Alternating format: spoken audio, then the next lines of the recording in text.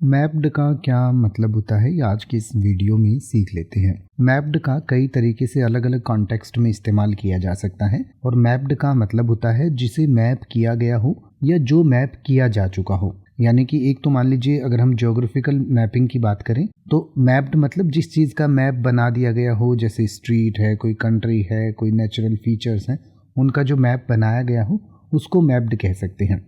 इसके अलावा data mapping में भी कई बार मैप्ड का इस्तेमाल किया जाता है, जैसे कि एक सोर्स से डेटा लेकर किसी दूसरे डेटाबेस या दूसरे एप्लीकेशन को दिया जाता है तो उसको भी डेटा मैपिंग कहा जाता है।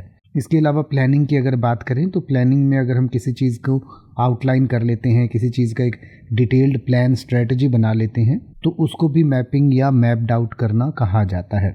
इसके अलावा मान लीजिए आप किसी कंपनी में काम करते हैं और आपके पास 10 कस्टमर्स का अकाउंट आपको दिया गया है तो उसको भी ये कहा जा सकता है कि आपको 10 अकाउंट मैप किए गए हैं, यानी कि आपको दिए गए हैं जिन पर आपको काम करना है। और एक मान लीजिए नया अकाउंट आ जाता है तो सामने वाला आपको कहता है कि आपको एक नया और अकाउंट मैप कर दिया गया है, यानी कि आपके पास अब 11 अकाउंट हो गए हैं, तो उन अकाउंट्स को भी आप मैप्ड अकाउंट्स कह सकते हैं। अब आप किसी भी वर्ड का मतलब हिंदी और इंग्लिश में YouTube पर सर्च कर सकते हैं। आपको मेरी वीडियो मिल जाएगी जिसमें आप बिना किसी फालतू बकवास के सीधा उस वर्ड का मतलब समझ पाएंगे। तो ऐसी ही वीडियोस को देखते रहने के लिए चैनल को सब्सक्राइब करें और बेल आइकन को प्रेस करें।